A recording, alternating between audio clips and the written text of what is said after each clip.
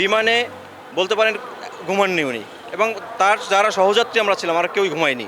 তার মানে হচ্ছে কি, এই যে লং 10 বা 12-13 ঘন্টার জার্নিতে কেউ ঘুমায়নি। যে যখন শেখ মুজিবুর রহমান 1972 সালে দেশে ফিরেন, তখন প্রথম তিনি ব্রিটেনে এক বিবিসির সাংবাদিক আতাউজ্জামানের সাথে দেখা হয়েছিল।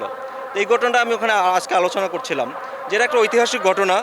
তারেক রহমান বাংলাদেশে ফিরছেন, কারণ শেখ মুজিবুর রহমানকে তখন নিয়ে যাওয়া হয়েছিল গ্রেপ্তার করে, আর তারেক রহমানকে নির্বাসনে পাঠানো হয়েছিল। তার মানে এই দুইটা ঘটনা আসলে কিন্তু অনেক বড় ঘটনা বাংলাদেশের জন্য, বাংলাদেশের মানুষের জন্য। দর্শক, আমরা এখন কথা বলবো লন্ডন থেকে যিনি তারেক রহমানের সফরসঙ্গী হিসাবে ঢাকার হযরত শাহজালাল আন্তর্জাতিক বিমানবন্দরে একসাথে এসেছেন, তার সাথে কথা বলবো। একটু বলবেন, আপনি তো একজন আইনজীবী এবং সাংবাদিক, কিভাবে কি হলো, তারেক রহমান কিভাবে আসলেন দেশে এবং কয়টায় সময়, এবং আপনার কেমন লাগছে সফরসঙ্গী হিসাবে থাকতে পেরে? তারেক রহমানের যে বাংলাদেশে প্রত্যাবর্তন, এটা একটা ঐতিহাসিক ঘটনা। তিনি যখন 2008 সালে পিজি হসপিটাল থেকে তাকে পাঠিয়ে দেওয়া হচ্ছিল, তখনও আমি উপস্থিত ছিলাম একজন সংবাদকর্মী হিসেবে, এবং আমি ব্রিটেনে একজন ব্যারিস্টার হিসেবে এখন প্র্যাকটিস করছি।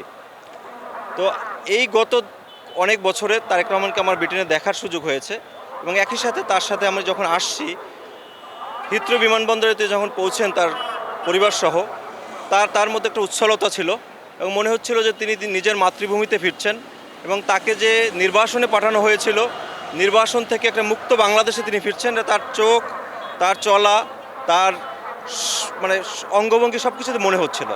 এবং তিনি যখন বিমানে উঠেন, আমরা একসাথে যখন বিমানে উঠি, তার মধ্যে মনে হচ্ছিল যে তিনি মায়ের কাছে ফিরছেন।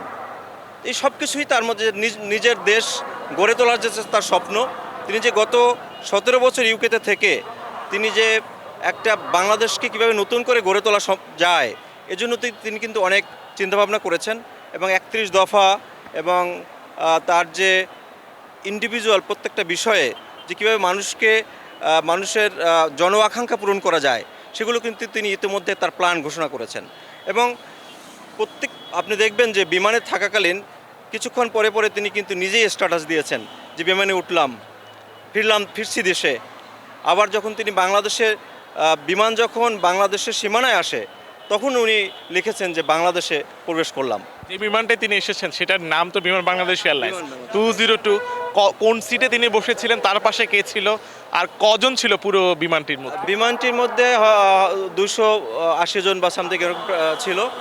তার পাশে ছিল তার স্ত্রী এবং তার মেয়ে জাইমা রহমান, এবং তার পাশেই অন্য পাশেই ছিল তার বন্ধু সৈয়দ মঈনুদ্দিন। তিনি বাংলাদেশের একজন সাবেক কর্মকর্তা, তার স্ত্রী ছিলেন, এবং তার যে প্রেস সচিব প্রেস দায়িত্বে আছে ডক্টর সালি শিবলি, তিনি ছিলেন। তার জাস্ট পিছনেই এর পরের সারিতেই আমরা ছিলাম বেশ কয়েকজন ব্যারিস্টার, সাংবাদিক, এবং ইউকে বিএনপির কিছু নেতৃবৃন্দ ছিলেন, এবং আপনার শিক্ষাবিদরা ছিলেন। তার মানে হচ্ছে যে এখানে ব্রিটেনে যারা পেশাজীবী, সমাজকর্মী এবং রাজনীতিক, তারা অনেকেই তার সাথে ছিলেন আজকে। এবং তিনি যখন আসছেন, এই আসার পরে তিনি যখন বাংলাদেশের মাটিতে যখন পা রাখেন, তখন কিন্তু তাকে দেখেই মনে হচ্ছিল যে একটা দীর্ঘ সময় পরে নিজের মায়ের মাটিতে পা রাখা, অথবা নিজের দেশের যে নিঃশ্বাসটা নেওয়া, এটা তার উচ্ছলতা ছিল। এটা আপনারা টিভির পর্দায় অনেকেই দেখেছেন। তো এটা যে হচ্ছে আসলে আমি এইভাবে দেখি যে তাকে যখন জোরপূর্বক নির্বাসনে পাঠানো হয়, এরপরে তিনি দেশে যে ফিরতে পারবেন, এটা একটা অনিশ্চয়তা ছিল। কেন অনিশ্চয়তা ছিল? আপনি তো একজন আইনজীবী, অনেকে বলছিলেন তারেক রহমান যদি আবার ব্রিটেনে যাওয়ার ক্ষেত্রে কিছু জটিলতা আছে। আপনি যেহেতু সে দেশে আইন প্র্যাকটিস করেন, সেক্ষেত্রে তারেক রহমান তো বাংলাদেশে এসেছেন, এরপরে আবার ব্রিটেন বা লন্ডনে যেতে কোনো আইনি জটিলতা আছে কিনা? আমি যদি বলি যে তারেক রহমান ইউকেতে ছিলেন একজন আশ্রয় প্রার্থী হিসেবে, যেটা রাজনৈতিক আশ্রয় প্রার্থী বলে। ব্রিটেনে এটা আপনি দেখবেন যে সব যুগে যুগে আপনি কার্ল মার্কস ছিলেন, আপনি দেখবেন যে নওয়াজ শরীফ ছিলেন, এবং তারা নিজেদের দেশে ফিরেছেন, এবং তারা তাদের নিজেদের দেশে তাদের যে নতুন চিন্তা, নতুন দর্শন দিয়ে নিজেদের দেশকে রাজনৈতিকভাবে, সামাজিকভাবে, অর্থনৈতিকভাবে উন্নত করেছেন, অপেক্ষাকৃত উন্নত করেছেন। তো তারেক রহমান ব্রিটেনে যখন ছিলেন, তিনিও আশ্রয়প্রার্থী ছিলেন, এবং আইনগতভাবে একজন আশ্রয়প্রার্থী 5 বছর পরে যখন সেটেলমেন্ট পায়, তখন তার ব্রিটেন থেকে বা নিজের দেশে ফিরলে আবার তিনি চাইলে ফিরে যেতে পারেন, যদি তিনি যেতে চান। কিন্তু যেটা সমস্যা হয় সেটা হচ্ছে ওই দেশের সরকার যদি মনে করে, তখন তার ফিরে যাওয়ার পরে তার ওই আগের যে সেটেলমেন্ট সেটা বাতিল করতে পারে। তার মানে হচ্ছে আইনগতভাবে তারেক রহমানের ফিরে যাওয়ায় কোনো সমস্যা নেই, কিন্তু তাকে আবার নতুন করে হয়তো সেখানে অ্যাপ্লিকেশন করতে হবে যদি ওই সরকার কোনো উদ্যোগ নেয়।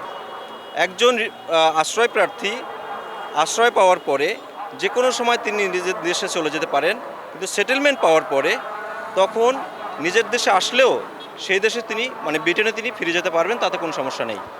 আপনি আজকে তারেক রহমানের সাথে আসার কি প্ল্যান কি আগে থেকেই ছিল, নাকি আজকে এমনিতে আপনার দেশের বাড়িতে বা গ্রামে আসবেন বিধায় একই টাইমে পড়ে গেছে, নাকি তারেক রহমানকে উদ্দেশ্য করে একই সাথে টিকিট কাটা? আমি আগেই বলেছি আমি একজন সংবাদকর্মী। আমি বাংলাদেশে বিভিন্ন মিডিয়ায় কাজ করেছি। আমি রয়টার্সে কাজ করেছি লন্ডনে, এবং আমি একসময় বিএনপি বিট করতাম, মানে বিএনপির নিউজ কভার করতাম। আমি খালেদা জিয়া তারেক রহমানের সাথে সারা বাংলাদেশ ঘুরেছি। আমি শেখ হাসিনার সাথেও জাতিসংঘ কভার করেছি। তার মানে হচ্ছে কি আমার পলিটিক্যাল যে ইস্যুস, পলিটিক্যাল যে ইভেন্টস, সেগুলো কভার করার অভিজ্ঞতা রয়েছে। আর আমি যেহেতু ব্রিটেনে বহু বছর ধরে আছি, তারেক রহমানের সাথে আমার বলতে পারেন বিভিন্ন সময় মত বিনিময় হয়েছে, এবং এটা একটা ইন্টারেস্টিং এবং ঐতিহাসিক ঘটনা। এই ঐতিহাসিক ঘটনার সাক্ষী হওয়ার জন্যই মূলত আমি তার সাথে আসা এবং তার টিমে বাংলাদেশে ফিরে আসা। তারেক রহমান তো বিমানবন্দরে ছিলেন, কোনো অসুস্থতা বা অস্বস্তি বোধ করেছেন কিনা, বা শরীর সব কিছু ঠিকঠাক কিনা? আমি যেটা বলছি যে উনি বিমানে বলতে পারেন ঘুমাননি উনি, এবং তার যারা সহযাত্রী আমরা ছিলাম আমরা কেউই ঘুমাইনি। তার মানে হচ্ছে কি এই যে লং 10 বা 12-13 ঘন্টার জার্নিতে কেউ ঘুমায়নি, এবং অনেকে হয়তো মনে হবে যে ঘুমায়নি, এটা চেহারায় বোঝা যাচ্ছিল, কিন্তু আমি বলবো তারেক রহমান বা তার ফ্যামিলির কারো চেহারায় মনে হয়নি যে আসলে তারা ঘুমাননি। তার মানে তারা উচ্ছল, তাদের মধ্যে উচ্ছলতা ছিল, এবং নিজের দেশের মাটিতে নিঃশ্বাস নেওয়ার পরে যে তাদের যে উচ্ছলতা এটা দেখা যাচ্ছিল, তাদের মধ্যে কোনো অসুস্থতা বা আপনি বলবেন যে উইকনেস, এটা মনে হয়নি। এমনি তারেক রহমানের সাথে কি বিমানবন্দরে আপনার কথা হয়েছে, বা বিমানের ভেতরে কথা হয়েছে? তিনি কি কারোর সাথে কথা বলেছেন, বা আরও অন্যান্য যাত্রী যারা ছিলেন তারা তার সাথে গিয়ে কথা বলছেন বা কথা বলার চেষ্টা করেছেন, বা তারেক রহমান কথা বলেন, এমন কোনো ঘটনা ঘটেছে কি? মূলত আসলে তারেক রহমান যেই সিটে বসা ছিলেন বা তার আশপাশে যারা ছিলেন উনি অনেকের সাথেই কথোপকথন করেছেন, কিন্তু যেহেতু উনি ছিলেন আপনার বিজনেস ক্লাসে, যারা ইকোনমি ক্লাসে তারা কেউ কেউ হয়তো চিন্তা করেছেন বা চেষ্টা করেছেন, কিন্তু বিমানের যেহেতু সিকিউরিটি সিস্টেম আছে সেজন্য তারা সেখানে যেতে পারেননি, কিন্তু আগ্রহ ছিল অনেকেরই। কিন্তু উনি অনেকের সাথে কথা বলেছেন, বা তার যারা পাশাপাশি ছিলেন অথবা বিজনেস ক্লাসে ছিলেন অথবা তার পলিটিক্যাল কলিগ, সাংবাদিক, তাদের সাথে উনি কিছু কথোপকথন করেছেন। তারেক রহমান তো ফিরলেন, যে গণতন্ত্রের ধারা বা 31 দফা বাস্তবায়ন সেটি আসলে কতটা সম্ভব হবে? তারেক রহমানের আমি যেটা বলবো যে 17 বছর উনি নির্বাসন থাকার পরে, ব্রিটেনের মতো জায়গায় থাকার পরে তিনি গণতন্ত্র চর্চা অথবা উন্নত দেশের যে স্বাস্থ্য ব্যবস্থা, ট্রান্সপোর্ট, শিক্ষা ব্যবস্থা, এগুলো তিনি স্বচক্ষে দেখেছেন। তো আমার মনে হয় যে উনি এগুলো দেখার পরে যে তিনি নিজেই 31 দফা প্রণয়ন করেছেন এবং মানুষের সামনে ঘোষণা করেছেন, আমি বিশ্বাস করি এবং আমি আশা করতে চাই যে তিনি এটা বাস্তবেই চেষ্টা করবেন এটা বাস্তবায়ন করার। যদিও বাংলাদেশের অবকাঠামোর যে বা জনসংখ্যা বহুল যে দেশ, এখানে সমস্যা সমাধান করা কঠিন, কিন্তু আন্তরিকতা থাকলে, জনগণ যদি বুঝতে পারে আপনার আন্তরিকতা আছে, তাহলে হয়তো তিনি কিছুটা সফলতা হবেন। সেই আন্তরিকতা তাকে দেখাতে হবে। সর্বশেষ, আপনি যেহেতু অনেকগুলো জায়গায় অনেক নিউজ কাভারেজ করেছেন, সেক্ষেত্রে এই যে তারেক রহমান দেশে ফিরবেন, ফেরার পরে এত জনসমুদ্র হবে সেটি আপনি চিন্তা করেছিলেন কিনা, বা তারেক রহমান সেটি চিন্তা করেছিল কিনা, বা আপনার দৃষ্টিতে সেই বিষয়টি কেমন? আমি বলছিলাম যে এটা একটা ঐতিহাসিক ঘটনা, কারণ আমি আসার আগে আমার এক সহকর্মীর সাথে কথা বলছিলাম যে যখন শেখ মুজিবুর রহমান 1972 সালে দেশে ফিরেন, তখন প্রথম তিনি ব্রিটেনে এক বিবিসির সাংবাদিক আতাউজ্জামানের সাথে দেখা হয়েছিল। তো এই ঘটনাটা আমি ওখানে আজকে আলোচনা করছিলাম যে এটা একটা ঐতিহাসিক ঘটনা, তারেক রহমান বাংলাদেশে ফিরছেন।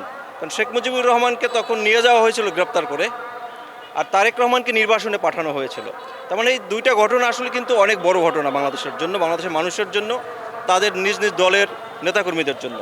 তো আজকে তারেক রহমানের যেখানে ফিরে আসবেন, এটা একটা ঐতিহাসিক ঘটনা, এবং যে এই যে জনসমুদ্র আপনি দেখতে পাচ্ছেন, আমি বলবো যে লাখো লাখো মানুষ, এই মানুষের যে উচ্ছ্বাস, এটা বাংলাদেশের তৃণমূল ঘরে ঘরে পৌঁছে যাবে, এবং পৌঁছে যাক, এবং তার যাতে সুন্দর একটা বার্তা থাকে যে তিনি এই বাংলাদেশকে, যে এখন ফেসিবাদের কারণে বাংলাদেশ যে অনেক নিম্নগামী হয়েছিল, ভেঙে পড়েছিল অর্থনীতি, সামাজিক কাঠামো, সেটা যাতে তিনি টেনে তুলতে পারেন, এবং সেটা যাতে আজকে তিনি আশাবাদ ব্যক্ত করতে পারেন, এবং সেই মেসেজটা যাতে আজকে তিনি সমাবেশে দেন, সেই প্রত্যাশা থাকবে।